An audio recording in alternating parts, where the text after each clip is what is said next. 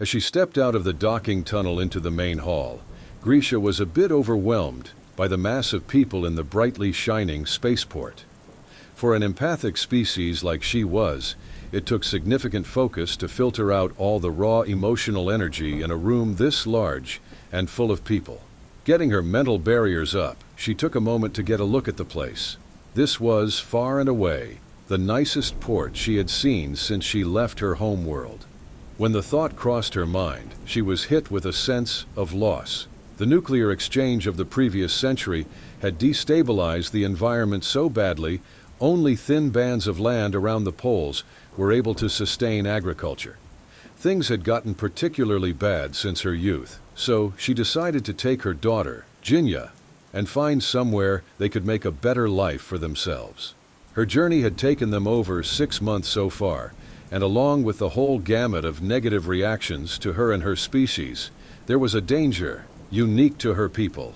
Her people, the Deroli, were considered the most desirable slave species in the galaxy. Their innate ability to detect the emotions of others, combined with their physical attributes that almost all humanoids found highly desirable, meant they were prime targets for slavers of any stripe. They were not without their countermeasures. However, most of them had learned to use their skills to manipulate others and get what they needed or wanted from them. Some even took it as a sign of superiority and manipulated others as they wished. The results for their victims were usually a minor loss of credit slips. Sometimes, however, their manipulations led the victims to complete financial or emotional ruin. The actions of those that acted such ways had cast a pall over her entire race. Everywhere she went, she was met with distrust, suspicion, and oftentimes anger and revulsion. At the same time, underneath those surface emotions, there was almost always a smoldering attraction present if the other party was intimately compatible. With so many of her people fleeing their planet, they quickly gained a reputation as homeless wanderers if the observers were being charitable, or thieves and con artists if they weren't. Generally, she and Jinya were viewed with suspicion and distrust. Even when people tried to be polite on the outside, she could still tell how they felt about her on the inside. That hurt the most. Over the past 6 months, she had been constantly mentally beaten down by the oppressive fact that everyone she had met disliked her and her kind, and she felt it every time. In other circumstances, she could just raise her mental barriers and weather the storm. With her current situation, that wasn't an option. For her and Jinya's sake, she needed to always keep her barriers down when dealing directly with others so she could detect any threats. She was mentally exhausted. Everyone she had met since she left her home planet had been just another wave in an unrelenting sea of disdain, distrust, and lust. There was, however, one person that was different. He was a human military officer she had run into about 5 months ago in one of the spaceports. She had quite literally run into him as her head was turned to keep track of her daughter. When she straightened, all she saw was a uniform. Her heart sank. Military types made up the worst of her experiences since she left her home world. This was bad because she saw he was one of a group of personnel from various species services. The situation got much worse when she looked up to see she was gazing into the face of a human.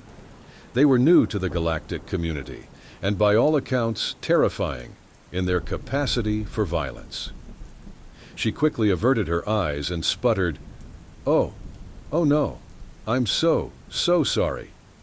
She expected the usual wave of displeasure, irritation, recognition, and distrust to wash over her when such things happened. She squeezed her eyes tightly together and prepared mentally for it. She was astonished when she felt none of these things. All she detected radiating from him was sincere concern. Nobody had reacted that way toward her since before she left her home city. Even there, it was a rare thing. It was like a warm blanket over her weary mind. She instinctively opened up to it and soaked it in. She heard a voice from a few paces away to the left. "You had better check your pockets to make sure your credit slips are still there, human. This kind is known to be liars and thieves. Then she felt it all. Especially forceful was the distrust, revulsion, and hot anger. She had been lulled into letting her defenses down, and the force of it all hit her like a hammer. She had never felt such strong emotion without it leading to physical violence.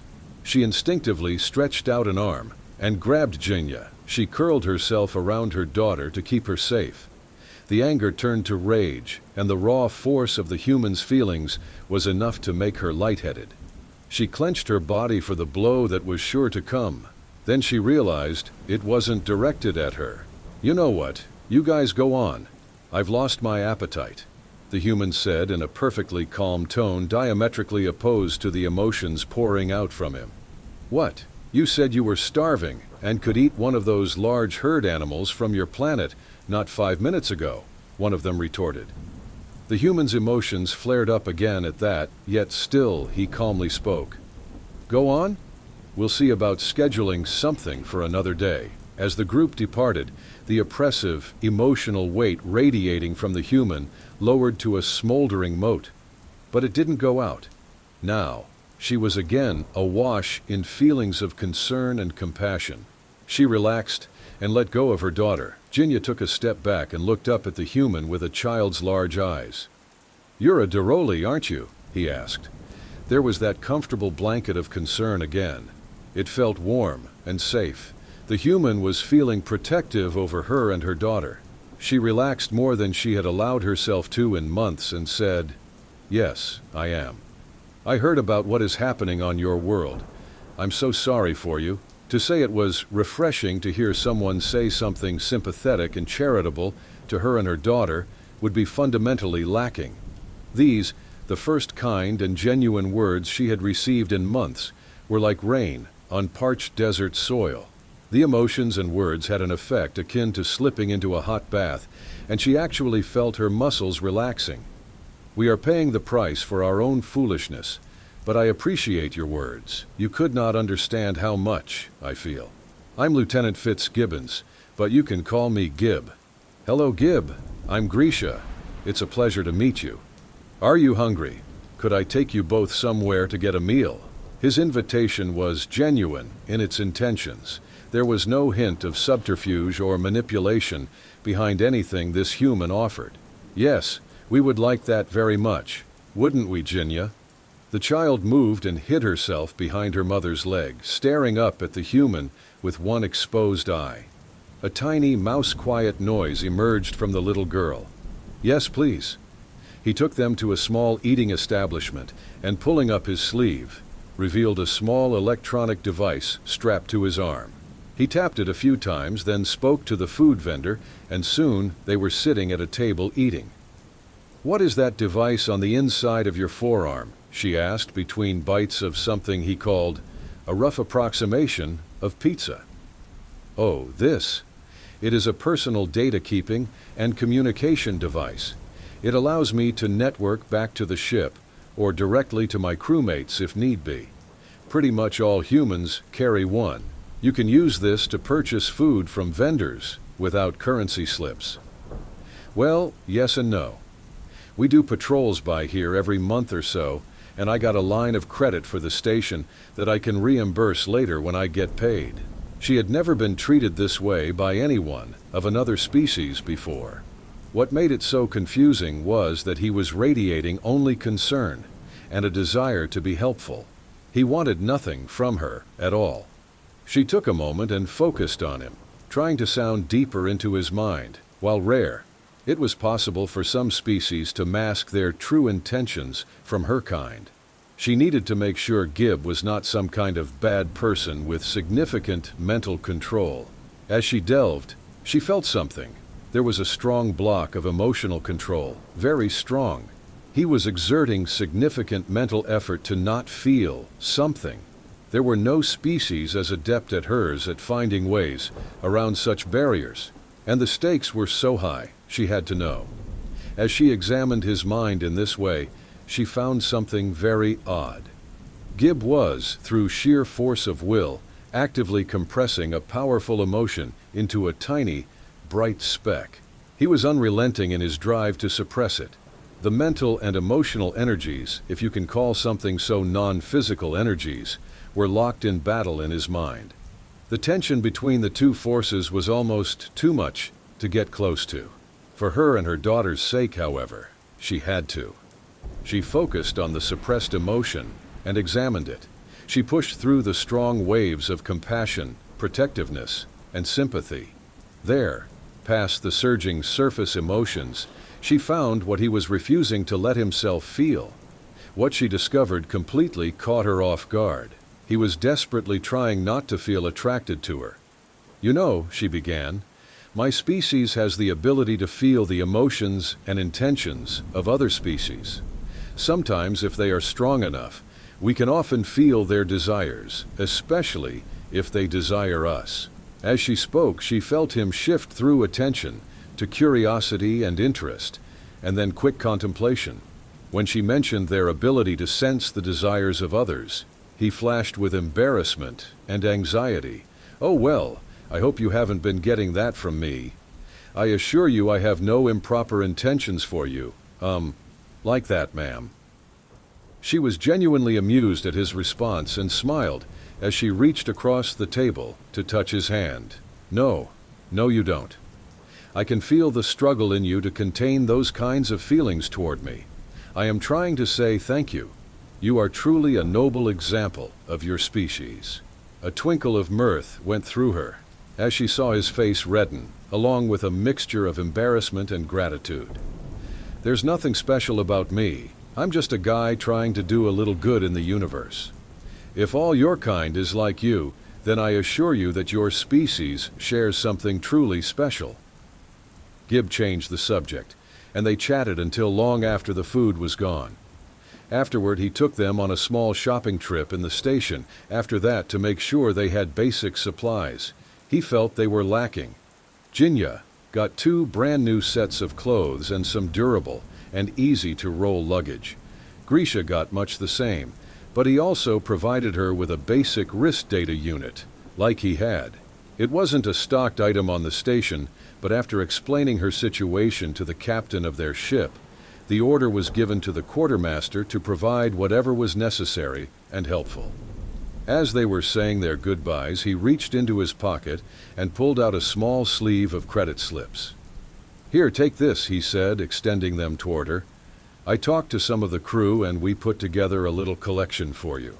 I know it's not much, but it's all we have until we get paid next week." She looked at the sleeve and saw a large amount of galactic currency credits. "I can't," she said after regaining herself. "It's too much. What will you use to buy food and lodging?" He waved a hand dismissively and said, "Oh, don't worry about that. We can stay on the ship and eat in the mess hall." She felt a small hint of displeasure and disgust from him as he mentioned the mess hall, but his lack of concern for his own situation was genuine. We insist," he said. She felt he was not going to allow her to refuse him, so she acquiesced.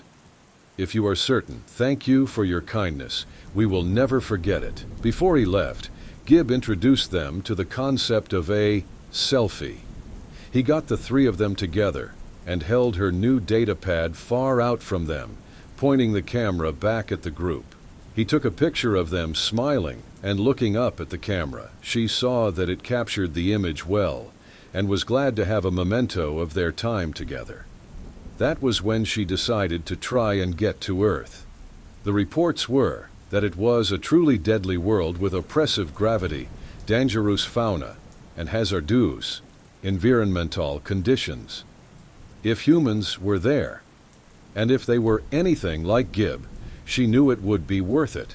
So here she stood, 5 months later, in the primary transit station above Earth. Their formerly new clothes were tattered and their money all but gone. The 2 of them had faced hard prejudice and demanding conditions to get here, but they had made it. Ordinarily, it would have been only a few weeks to make the trip, but they had been forced to travel far longer than usual through the fringes of the trade lanes. In interviewing various captains to take them to Earth, she found only one that was safe. He was an old male well past his breeding years, so he was only interested in her money. Also, she sensed he had the honor to keep his contracts. They had not seen another human since they parted ways with Gib.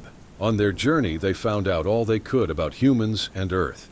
They passed many nights together, huddled together over the data device Gib had acquired for them.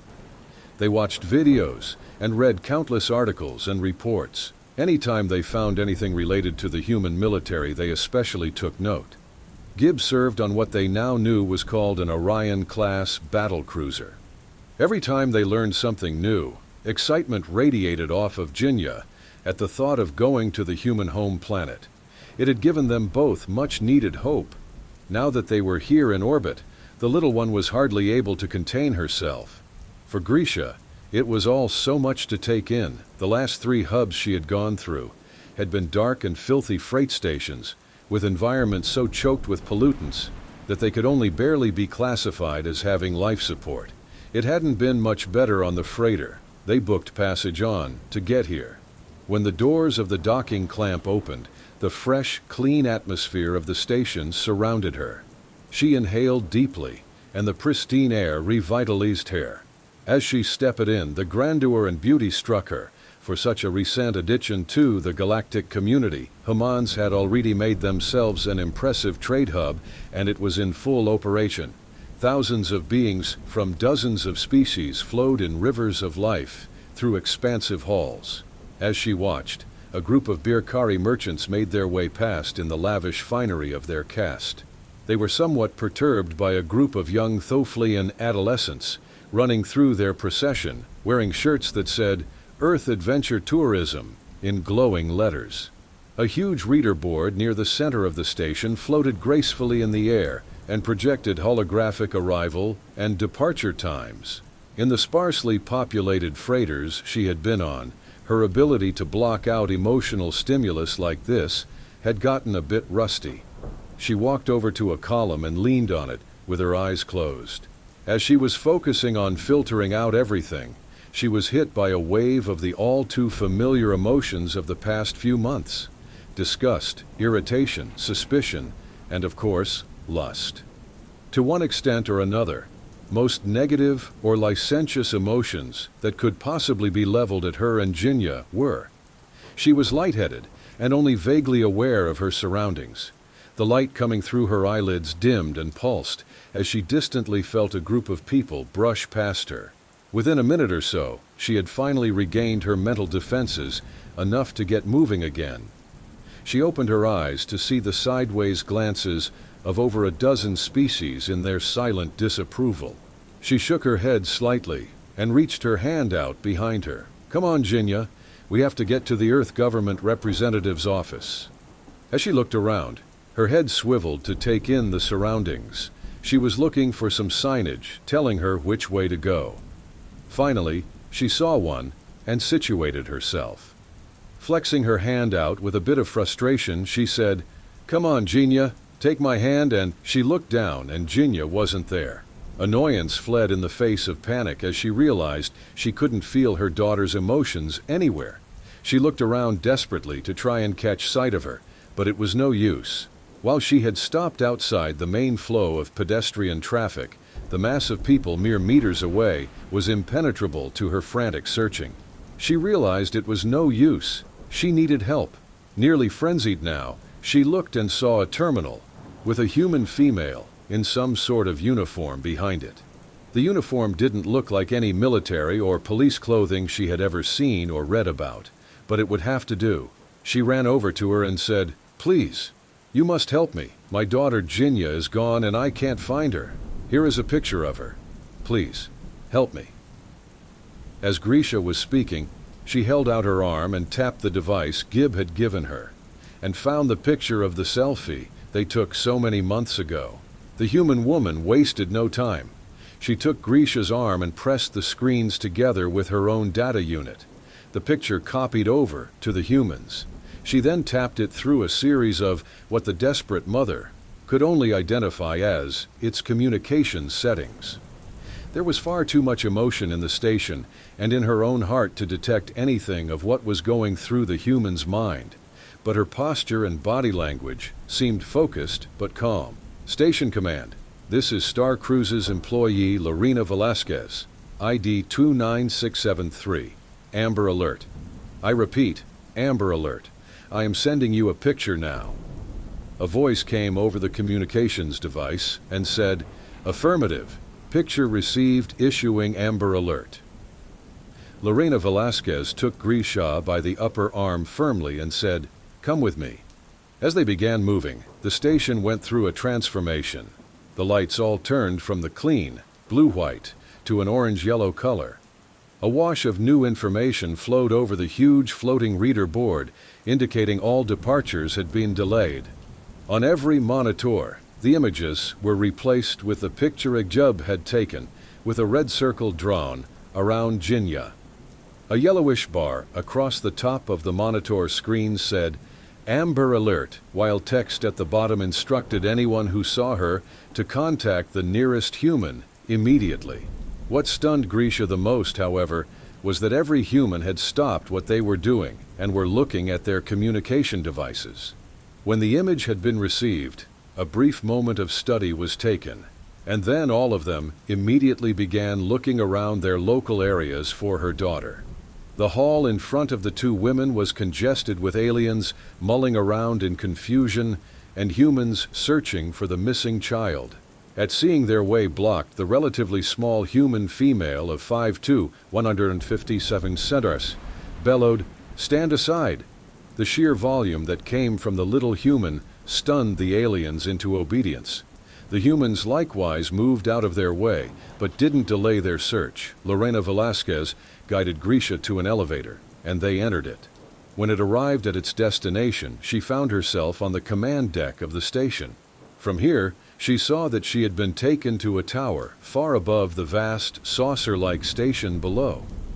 As they stepped out of the conveyance, they were greeted by two humans, one female who was wearing some sort of military uniform, and a male that was wearing fine-looking but most probably civilian clothing. The female spoke first. "Ma'am, I am Admiral Freeman of the United Earth Navy. I am in charge of the military assets of this station." Gesturing to the man standing next to her, she continued, "And this is Magistrate Marcus Collins, the civilian leader of this starbase." Gree'sha was beginning to rein in her emotions now, and the press of the crowd was no longer a fantastic weight on her mind. She began letting the walls down to get a read on these people around her. She felt something she hadn't experienced since she visited the hive world of Chaitik 7 in her youth: unity of purpose.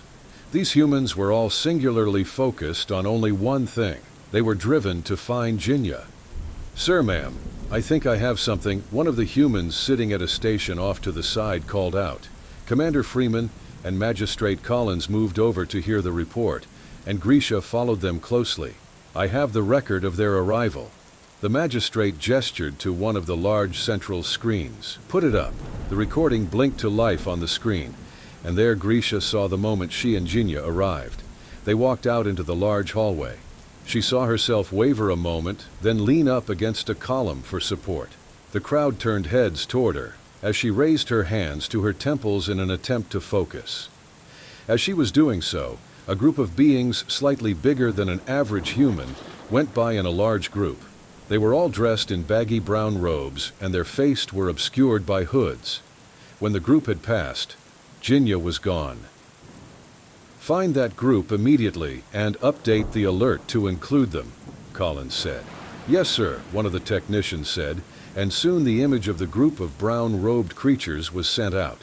They all stood in tense silence for a moment before, off to the left, a woman's voice called out, "I have reports from Quadrant 4, Level 16, that civilians in that area recently saw the group entering a docking tunnel. They said they heard what they thought may have been muffled screams." A brief moment later, the man who first found the arrival footage said, "I have the record 2 minutes ago, on screen now."